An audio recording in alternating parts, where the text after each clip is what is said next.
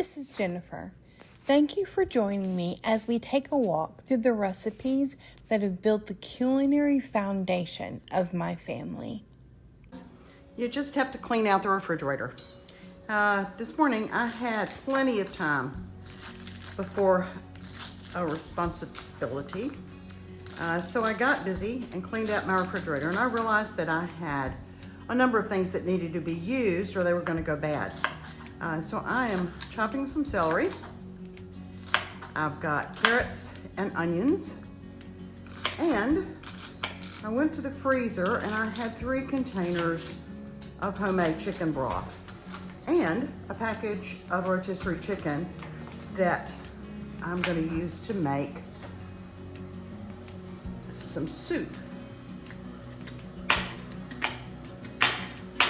Whoa. Yeah, again, I don't have very good knife skills, so you're just going to have to forgive that.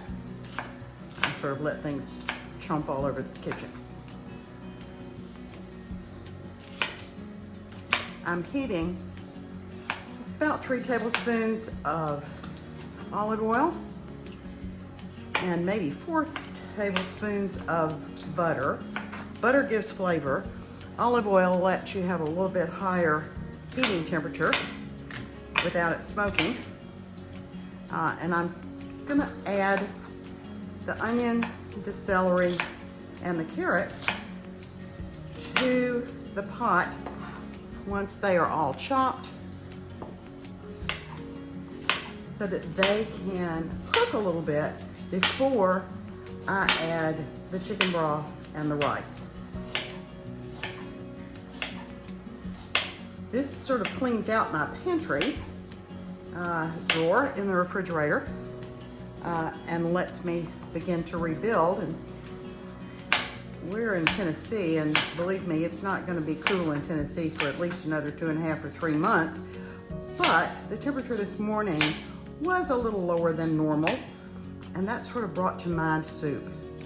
And that prompted my decision to go ahead and clean the refrigerator out.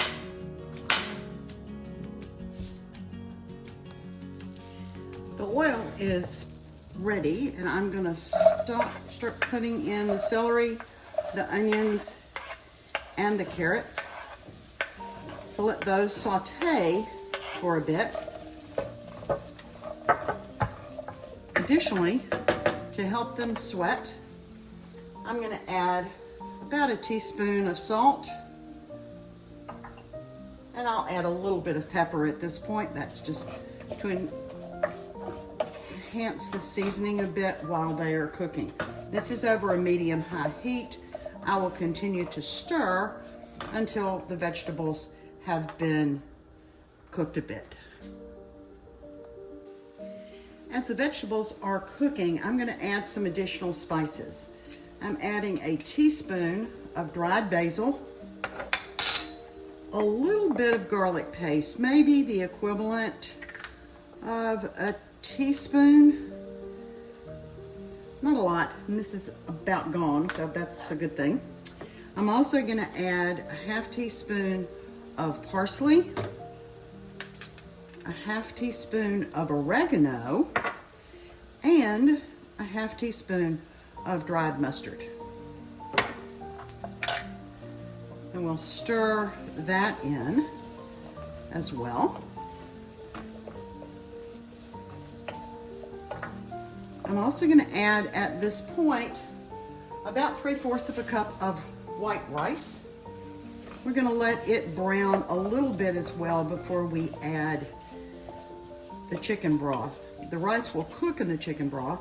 Because the chicken is pre-cooked, I'm not going to add it until after the vegetables and the rice have been completely cooked through, and then I'll add the chicken. The rice has browned a little bit. The onions and celery are pretty well cooked. The carrots are not, but they'll heat up. We're going to add the chicken broth. And this is homemade chicken broth. I took it out of the freezer, defrosted it, and I'm going to add it. If I can get the top off. Great day.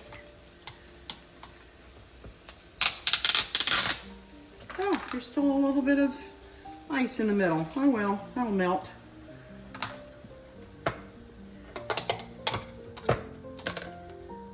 There's another little piece of ice. And I'm only going to add half of this last container.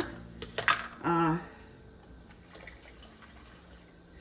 think that's enough. And we're going to let this cook. And the little balls of chicken broth can dissolve in the hot water as it cooks. Once the rice puffs up and I know that the vegetables are done, I'll add the chicken. Oh my goodness, look at this soup. I've added the chicken. I'm going to let the chicken sit in the broth and simmer for just a bit longer so that the flavors blend with the pieces of chicken.